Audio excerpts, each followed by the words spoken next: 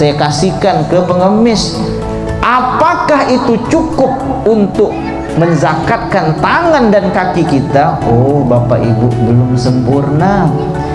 Kalau seandainya Bapak Ibu pergi ke masjid itu dengan jasad, nah ingat ini, dengan jasad, pergi ke masjid karena malu dengan tetangga, tetangga pergi ke masjid maghrib, isya, subuh, kita tak pergi, malu, akhirnya pergi juga, pergi ke masjid gara-gara tetangga.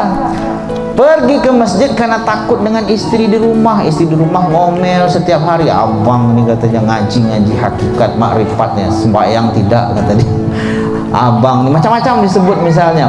Maka kita pergi ke masjid gara-gara takut dengan istri misalnya, takut dengan mertua, takut dengan abang kakak, berarti kita pergi ke masjid itu masih di kedudukan jasad.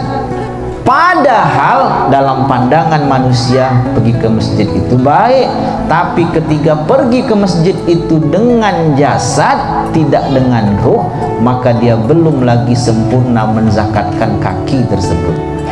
Bapak Ibu keluarkan duit, tapi keluarkan duit merasa duit itu hasil kerja sendiri, berarti belum sempurna menzakatkan tangan tersebut. Kenapa? Karena masih dengan tangan jasad, tidak dengan tangan ruh.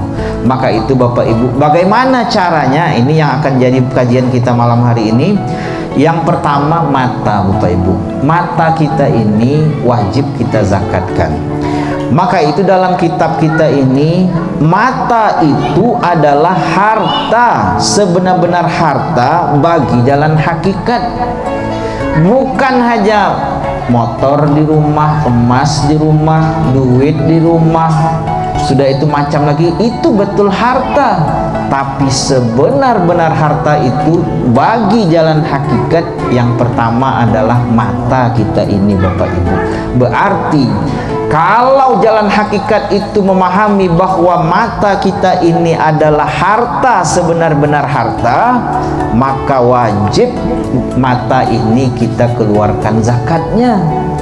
Kalau tidak dikeluarkan zakatnya sesuai pada tempatnya, maka selama-lamanya mata kita ini tidak akan suci di hadapan Tuhan. Jadi Bapak Ibu, dalam Al-Quran itu pun banyak, sudah ada juga ayat-ayat yang menceritakan tentang mata tersebut.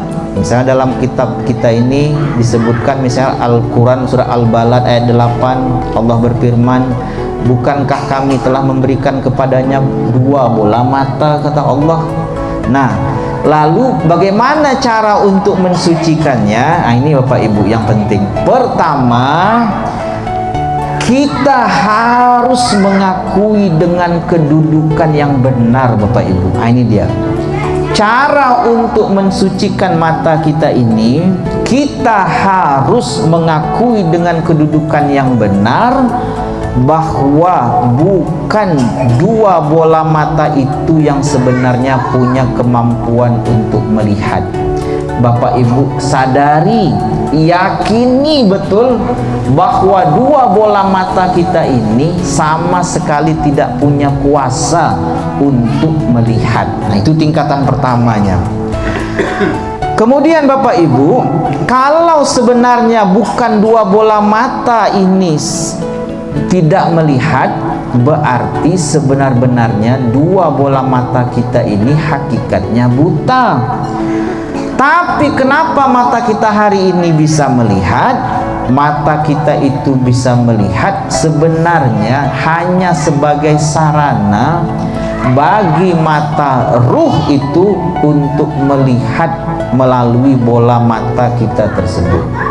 Jadi sebenarnya hakikatnya ketika ruh itu ingin melihat, maka dia melihat lewat 2 bola mata kita. Dan kita sudah ngaji bahwa ruh itu adalah af'alnya Allah, berarti yang melihat itu pada hakikatnya Allah juga Bapak Ibu. Kalau bahasa lebih sederhananya, kita melihat itu dilihatkan oleh Allah dengan sifat basarnya Allah tersebut. Nah, kedua Bapak Ibu, karena jasad itu kotor, ruh itu suci, sebenarnya ruh itu hakikatnya suci.